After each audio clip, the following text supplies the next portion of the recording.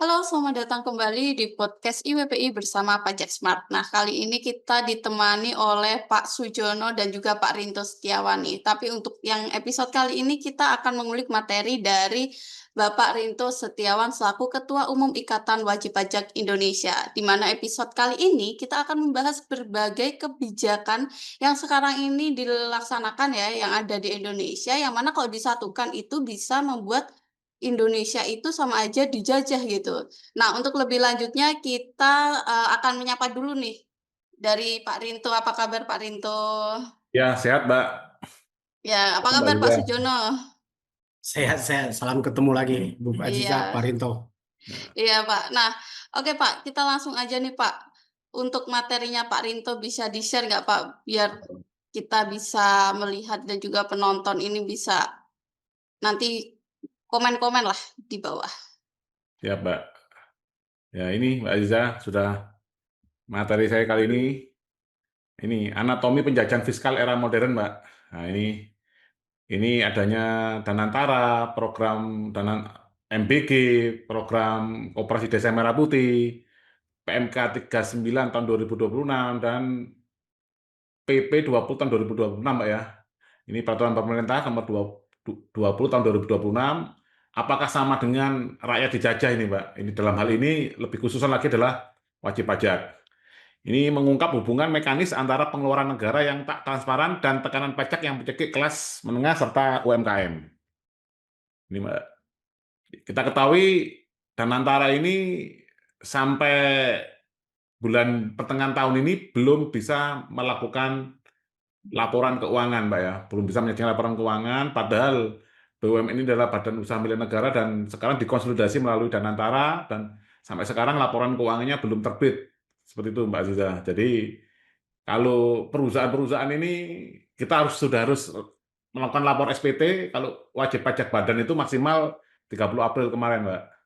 Nah, ini kalau Danantara yang merupakan konsolidasi dari semua BUMN malah belum melakukan laporan keuangan. Belum membuat laporan keuangan. Ini Danantara laba BUMN yang hilang dari APBN. Nah, dividen BUMN yang dulunya lari sebagian ke APBN atau penerimaan negara, sejak ada Danantara, dividen BUMN ini lari dikelola oleh Danantara, Mbak Aziza. Nah, ini lari ke sini dulu. Ini Mbak, ke bawah ini dulu. Nah, dengan belum adanya laporan keuangan, kita nggak tahu ini. Dengan adanya Danantara, apakah penerimaan negara melalui dividen BUMN ini tambah besar, meningkat, atau tambah mengecil? Ini belum diketahui karena belum ada laporan keuangannya. Kondisi sebelumnya, dividen BUMN adalah pilar penerimaan negara dalam APBN. Walaupun kalau tidak salah kan masih sekitar 7%, Mbak ya, dari BUMN itu. Kalau pajaknya kan 82%, 80 sampai 82% itu dari pajak. Nah, yang dari BUMN itu cuma sekitar 7 sampai 8%. Itu dulunya langsung lari ke APBN. Realitas saat ini, aliran dana dialihkan ke Danantara.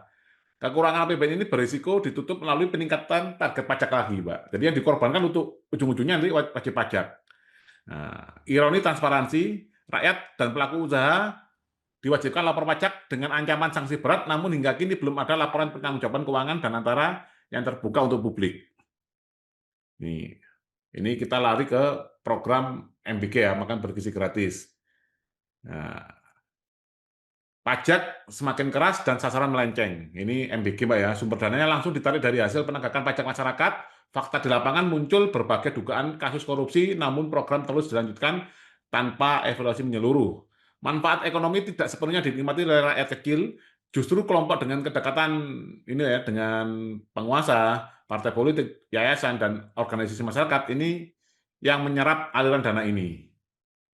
Nah, ini uang dari pajak rakyat larinya ke yayasan, partai politik, TNI, Polri, dan Ormas. Rakyat kecilnya tetap susah ini, Mbak, analoginya seperti itu.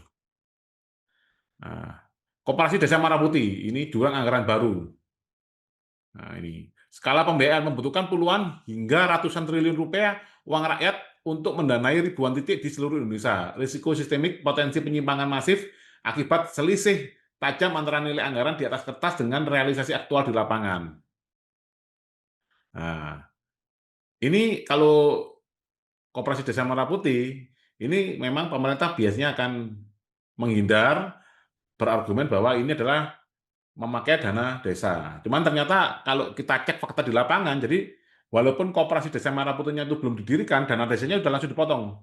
Seperti Mbak Ziza. Jadi misalkan pembangunan koperasinya membutuhkan uang 2 miliar, lah itu dicicil bisa 4 kali, bisa 5 kali, tergantung dana desanya. Tapi itu langsung dipotong dulu, Mbak. Jadi nanti pihak desa biar harus segera menyediakan lahannya supaya segera dibangun. Nah, ini matriks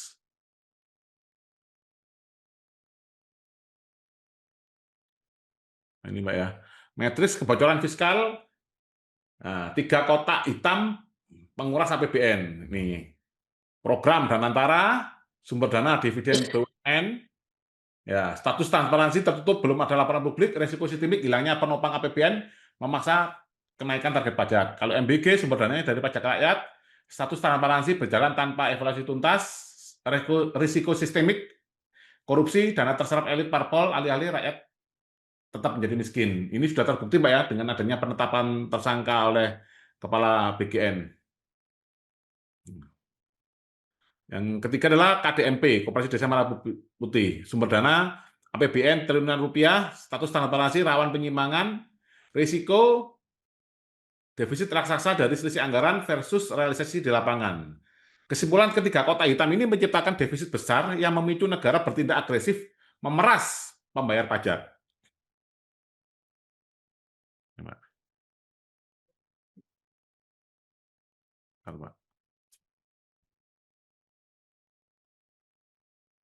Nah, ketika pengeluaran membengkak dan dividen hilang, siapa yang harus menanggung beban defisit ini? Nah, negara merespon kekosongan kas bukan dengan efisiensi, melainkan dengan mempersenjatai instrumen pajaknya, Mbak, otoritas pajak. Memasuki era ekstraksi pajak agresif melalui PMK 39 2026 dan Peraturan Pemerintah Nomor 20 Tahun 2026. Ini, Mbak. Hukum termodinamika fiskal Indonesia, defisit ekstraksi pajak agresif.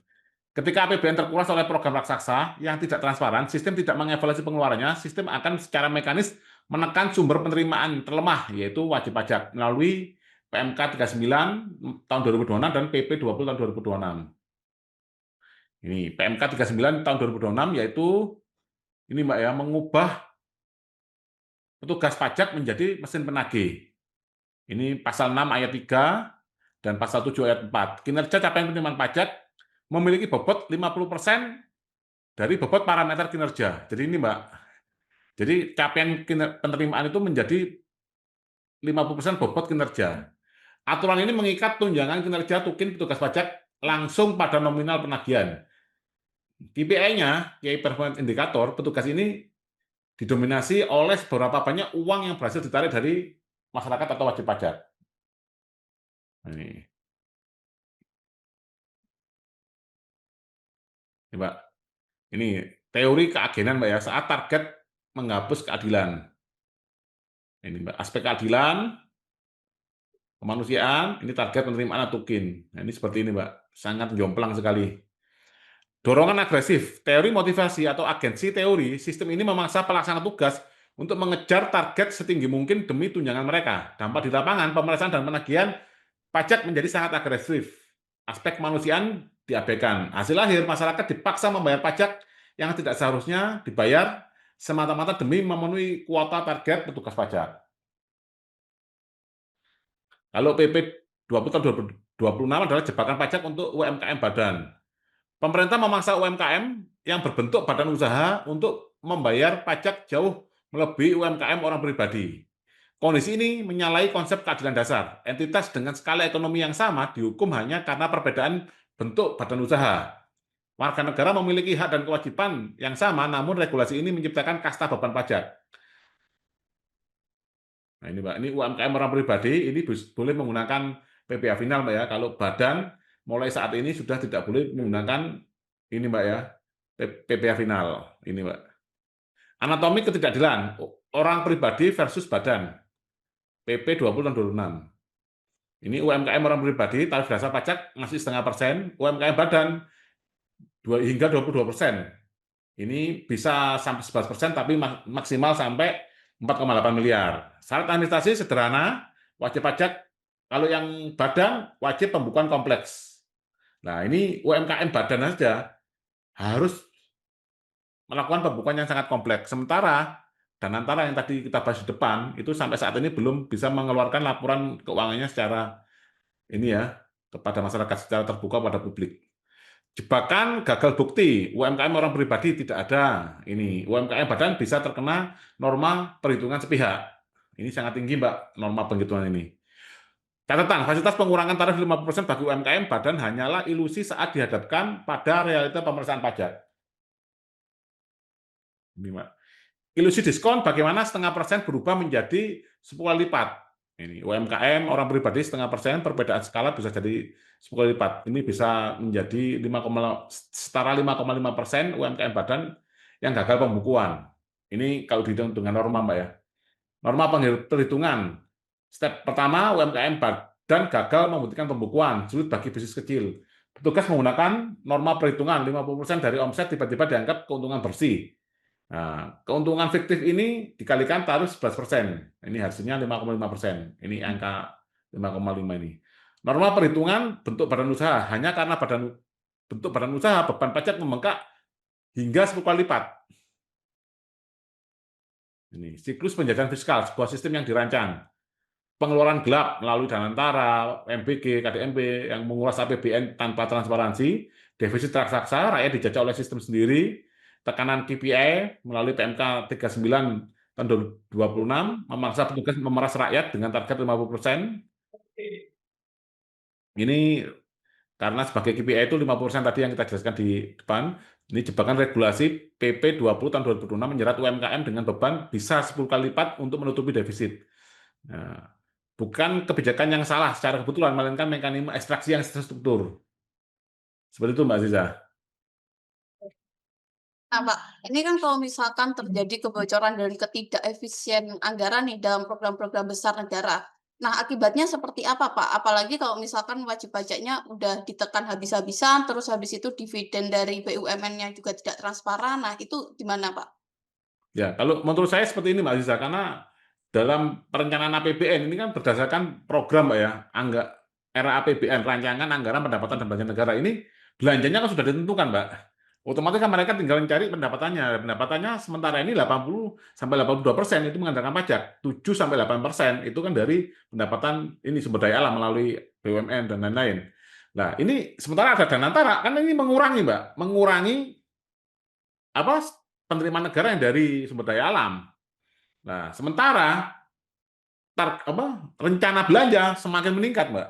Ya otomatis siapa lagi yang dikorbankan? Akhirnya lah ada pajak ini, pajak itu. Nah, nanti mungkin Pak Sujono bisa menambahkan itu. Nanti akan banyak itu loh, Mbak. Karena tugas pajak KPI-nya 50% dihitung dari target penerimaan, Mbak. Jadi itu masing-masing kanwil sudah diberikan target, Mbak Aziza. Misalkan Jakarta, kanwil Jakarta Barat itu berapa, nanti Jawa Timur ada 1, 2, 3, itu berapa, nanti dibagi lagi target tadi, Mbak, per kanwil, per masing-masing KPP, Mbak.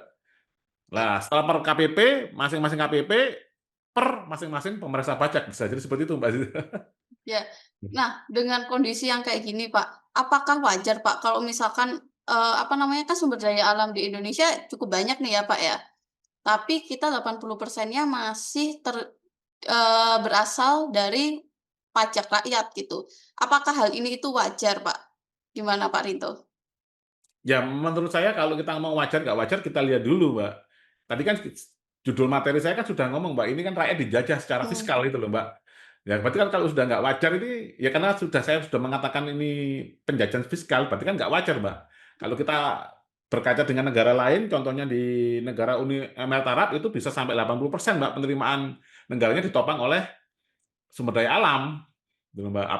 Negara Arab, Qatar itu di atas 50%, Mbak, rata-rata, Mbak Aziza. Jadi pajaknya bahkan di Uni Emirat Arab itu beli mobil tanpa pajak, Mbak Aziza. Oke. Nah, kita beralih dulu ke Pak Sujono. Gimana Pak Sujono tanggapannya, Pak? Ya, selamat pagi Bu Aziza, Pak Rinto juga. Iya, Ini kebetulan Pak Ri lagi mengajar private ya. Jadi kalau ada dia lebih ramai lagi. Jadi mungkin saya berpendapat singkat aja, memberikan masukan. Tadi Bapak bilang Danantara belum membuat laporan. Sudah itu dividen sekarang tidak masuk ke negara lagi, masuk ke Danantara. Ya. Tetapi belakangan ini ada satu hal yang lebih ini lagi, lebih luar biasa lagi. Kenapa? Karena kalau misalnya Danantara ini dia butuh uang untuk investasi, dia itu boleh minta sama negara loh, penyertaan modal dari negara. Itu baru keluar Oh, itu PP-nya. oh, PP-nya PP nomor 19 tahun 2026. Masih panas eh, ini. masih Ini panas. baru aja. Jadi Ya. kalau Danantara ini kurang duit, dia bisa minta penanaman modal dari pemerintah, dari negara. Itulah makanya pasar modal kan ricu ya. Iya, Jadi iya. asing ini melihat ini, wah ini fiskal kita udah mepet begini, Iya, iya, ditambah iya. lagi sudah dividennya diambil, nanti kalau dia nggak ada duit, kita harus bantu lagi Danantara ini. Jadi ini membuat suatu ketidakpastian. Investor asing ya, menilai ini, wah ini bagaimana ini pengelolaan fiskalnya terlalu agresif, tidak hati-hati, tidak prudent. Makanya kita mengenal itu, mereka ada slogan Sell Indonesia. Iya, iya. Makanya 2 minggu yang lalu itu kan hancur kita, pasar saham kita maupun kurs kita itu hancur. Hmm. Ya, karena ini kebijakan yang agak keliru. Itu mengenai Danantara. Hmm. Lalu mengenai tadi koperasi. Ya. Saya pernah mengatakan koperasi ini kemungkinan berhasil itu hanya 20%. Ya, saya menggunakan hukum Pareto. Iya. Kenapa 20%? Enggak ada bisnis yang bisa tumbuh karena top down, diperintahkan dari atas ke bawah. Itu tidak akan tumbuh secara organik. Kebanyakan orang membentuk bisnis kan dari bawah ke atas. Iya. Iya kan? Harusnya kalau memang mau dicoba, ya jangan langsung 80.000 kopdes. Iya, iya. Buatlah 10 sebagai uji coba sambil dievaluasi. Hmm. Jangan langsung dicor gitu loh. Kalau Dan- dicor begini, selain APBN-nya bengkak, Iya, iya. keberhasilannya juga kecil. Hmm. Ya, itu kan menggunakan dana rakyat itu. Ya. Jadi pengelolanya nggak bisa sembrono begitu. Jadi ya banyak orang memandang, ini pengeluaran fiskal ini terlalu tidak hati-hati, terlalu agresif, seperti itu. Lalu mengenai petugas pajak tadi jadi mesin penagih. Waduh, ini benar ini kata Pak Rinto ini. Jadi sekarang pegawai pajak itu sudah seperti marketing.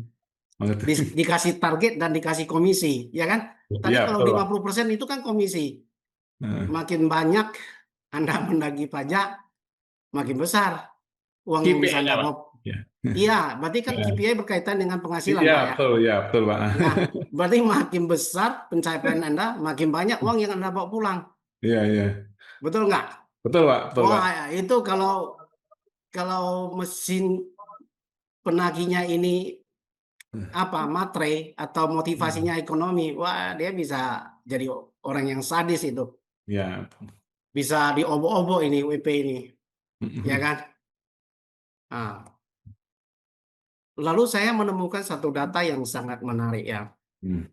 Kita katanya pelaku UMKM itu sejak tahun 2021 itu tercatat di Kementerian Koperasi, Kementerian UMKM lah ya. Itu ada 65 sampai 70 juta pelaku ekonomi. Pertanyaannya, berapa banyak orang sih yang masuk ke sistem? Pengertian saya masuk ke sistem itu dia masuk ke Cortex, Ya. melaporkan omsetnya, ya kan? Ya. Kalau saya bacakan datanya, Anda akan terkejut loh. Hanya 1,4 juta saja WPOP pekerja informal yang masuk ke sistem. Tetapi yang dicatat oleh pemerintah 65 sampai 70 juta. Makanya kita selalu bangga dengan UMKM. Ketika krisis, siapa yang menyelamatkan ekonomi Indonesia? Kan UMKM katanya kan. Ya. Betul. Tetapi UMKM ini masih berkeliaran di luar. Tidak mau masuk sistem. Dulu mereka tidak mau masuk sistem karena apa? Barangkali menurut saya karena dibatasi. Hmm. Anda boleh pakai 0,5% tapi 7 tahun. Iya, iya. Banyak pelaku UMKM ini nggak mau dijebak. Wah, 7 tahun mana menarik.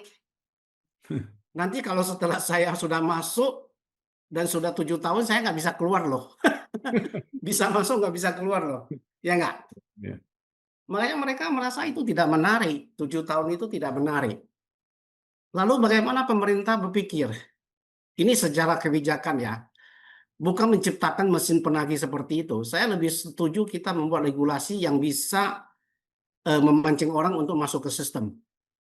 Ya, bukan dengan cari kita secara aktif keluar seperti debt collector karena kita ingin capai target, kita uber-uber. Tetapi angka bagusnya sebagai negara, kita membuat suatu aturan kebijakan untuk menarik orang-orang itu secara sukarela masuk ke dalam sistem. Nah, saya melihat terbuka. Ya, pemerintah sekarang sudah terbuka mata dan pikirannya dengan mengeluarkan PP 20 2026. Batas waktu penggunaan UMKM yang dulunya 7 tahun itu kan sudah dihapus. Jadi sekarang UMKM itu ya saya juga mengimbau ya supaya jangan-jangan yang sudah terdaftar ini yang selalu yang dicari-cari kan Wapres kita Gibran ini kan katanya kita memburu di kebun binatang karena kita ini kan sudah masuk di dalam, tinggal diburu aja kan. Tapi kalau dengan mereka itu bisa masuk ke sistem dengan iming-iming permanen, ya kan? Kalau tidak ada batasan waktu kan berarti permanen sepanjang Anda qualified memenuhi syarat menggunakan tarif UMKM ini.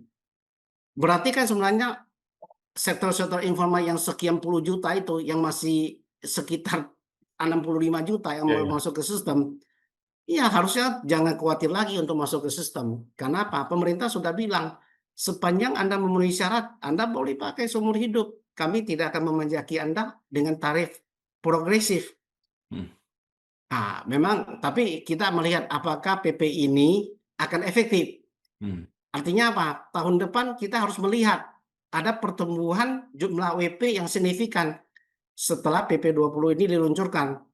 Kalau ada pertambahan WP secara signifikan, kita berasumsi PP ini berhasil menjaring mereka yang belum masuk ke sistem, ya kan?